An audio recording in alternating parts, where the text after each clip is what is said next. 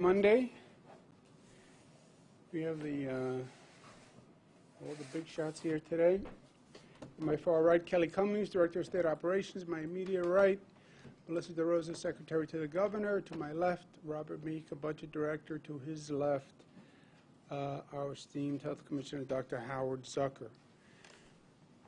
We have a lot of announcements today, so let's just start. As you know, the state is working on two goals as a primary focus. First, managing COVID and the vaccination process, et cetera. Second, reimagining New York and rebuilding New York. We don't just automatically rebound post-COVID, in my opinion. You have an illness, you then have to go through rehab. We have to rehabilitate New York. We have to work to bring New York back. It's not spontaneous. Government can come up with big projects to spur the economy, provide business aid, provide tenant aid. That's what we're doing. That's reimagining New York better than ever before. But it's not an automatic recovery post-COVID, not at the rate we want it. But on both fronts, we are doing great. Well, you're the governor, of course you're going to say that. No, if you look at the data, we're doing great. The positivity today is 0.66, 799 people in hospitals. I mean, just remember where we were just a few months ago. January, 7.9, almost 8%. Today we are at 0.51%, 63 straight days of decline. Across the state, Finger Lakes has the highest, but again, look at that range, 0.98 from less than half that in other parts of the state. New York City, the Bronx, 0.57, has the highest. New York's progress is extraordinary and exceptional. It has the lowest positivity, one of the lowest positivities of any state in the United States, okay? So that is saying something. 10 straight days of record low positivity. Every region is below 1%. We have never been in a better position vis-a-vis COVID than we are today. And I have such respect for the actions of New Yorkers because New Yorkers are the ones who determine the positivity rate, et cetera. And they have done a fantastic job. Not only is the positivity coming down, the vaccinations are going up. And the two are linked, right? They are opposite curves. As vaccinations go up, positivity goes down. And that's what we are seeing. Vaccinations now, 19 million, 10 million with at least one dose, 9 million fully vaccinated. According to the CDC, we have done more shots in arms per capita than any big state in the country. We're at 68.6. But who's counting? We're counting. That's why we know it's 68.6. Wow, that's great. It is great, but it's not enough, and we have to do more. The light at the end of the tunnel is to remove the remaining COVID restrictions, right? Get to a point where COVID is not inhibiting our society, not inhibiting our growth. To do that, we have to be at 70%. When we hit 70%, then I feel comfortable saying to the people of this state, we can relax virtually all restrictions. We're at 68.6, almost there, but this isn't horseshoes. We want to be at 70%. 1.4% to go. And then we can lift the capacity restrictions, social distancing, the hygiene protocols, the health screenings, the potential tracing. Masks will only be required as recommended by the CDC. There will be some institutional guidelines, large venues, schools, public transportation, hospitals, nursing homes. But we hit 70%. We will be back to life as normal, or as normal as you can be post-COVID. So how do you get the vaccinations up? And the vaccination rate has slowed dramatically, which is obvious. The higher you get, the fewer people there are to get vaccinated. And the lowest vaccination demographic is still the 12 to 17 because they just became eligible. And we just spent a year telling them this is not really about you, it's about older people. So we're trying to get it up in the 12 to 17 group. But focus on the places that have low vaccination rates. Well, how do you know where you have low vaccination rates? Study the data. We have 1,700 zip codes in the state of New York, okay? If you look at the zip codes by vaccination rate, the bottom 10% of the zip codes are below 36%, okay? The overall vaccination rate in the state is 68. So these zip codes are like almost half of the vaccination rate. Target those areas. Remember when we went through the hospital vaccination protocol early on, and we couldn't get the hospital numbers up? And I then literally did the numbers by hospital, and now people knew that we were looking at hospital numbers, and there was more accountability. We're going to do the same thing with zip codes. Yes, we're working statewide, but we're going to focus on these zip codes, and I want everybody focusing on these zip codes because they're dramatically different. This is starting with the lowest percentage of vaccinations, right? Muncie and Rockland County, Romulus and Seneca County, Monroe in Orange County, Spring Valley in, well, Monroe and Orange, and then Rochester and Monroe. It's a little confusing. Monroe in Orange County, Rochester in Monroe County. Spring Valley, Evans Mill, Frankenville, Gowanda, Far Rockaway, Queens. Williamsburg, Brooklyn. Rochester City in Monroe. Ocean Hill, Brooklyn. Canarsie, Brooklyn. Brownsville, Brooklyn. Buffalo, City of Buffalo and Erie County. Crown Heights, Brooklyn. Borough Park, Brooklyn. Delavan and Cattaraugus, Baychester in the Bronx. Addison and Steuben, Fort Plain, Montgomery, Hunts Point in the Bronx. Jefferson County, Marine Park, which surprises me. And if you have, this is not just a remainder of the zip codes and their vaccination rates, it is also an IQ test. Who can read the top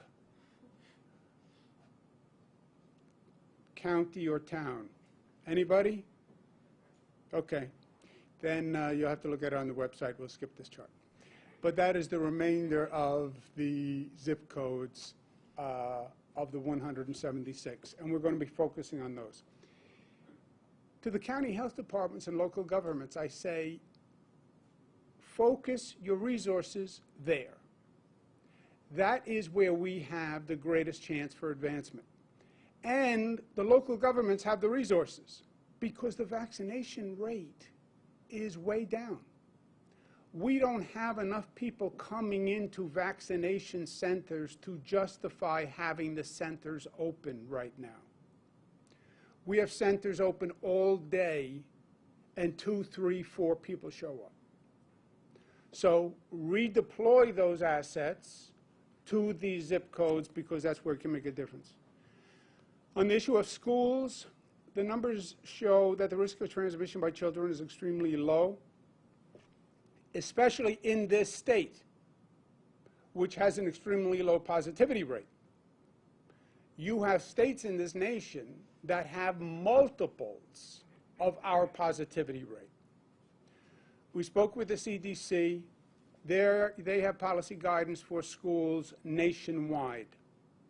So their policy guidance is for the lowest positivity rate state and the highest positivity rate state. They're not going to change their guidance for several weeks.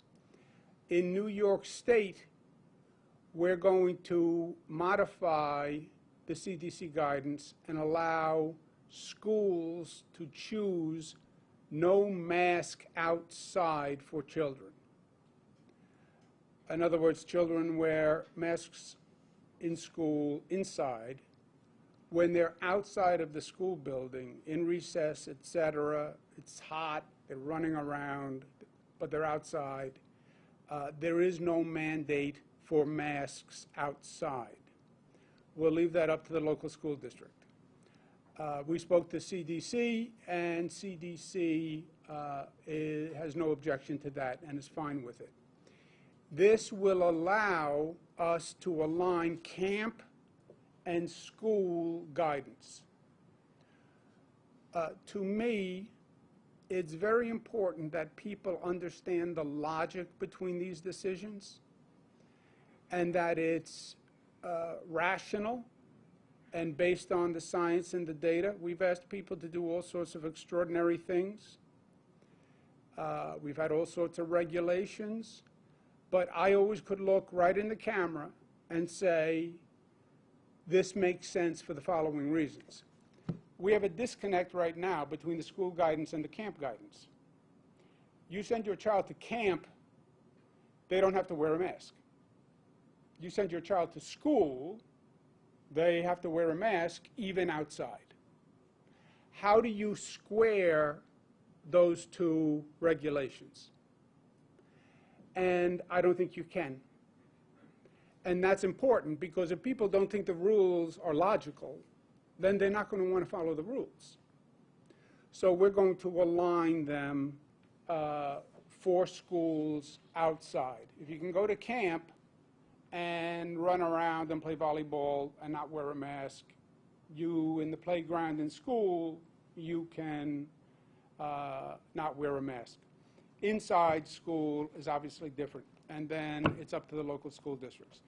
Also for schools, they should now be vaccinating 12 to 17-year-olds. They are in the school. They're there now. You have them in one place. They're a captive audience, so to speak. You have a nurse in the school, or you have a local government that can send a vaccination team to the school. We're closing vaccination sites. Redeploy them to the school. Get them vaccinated now. Parental permission slip, and then vaccinate the child. Once summer vacation happens, they're gone. They go home, they're in the neighborhood, they go on vacation, they go to camp, who knows where they go. But you have them right now in the building. And you want to start the new school year in September with a clean slate, get them vaccinated now. It makes no sense.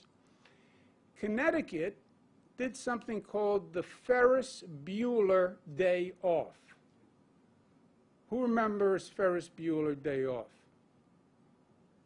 Well, you are a non-participatory. Do you remember, Zach? Very clearly. You remind me of Ferris Bueller, by the way. I'm saying. But Connecticut did a Ferris Bueller Day Off. If you get vaccinated, you get the rest of the day off. Get creative. But get those 12 to 17-year-olds vaccinated now.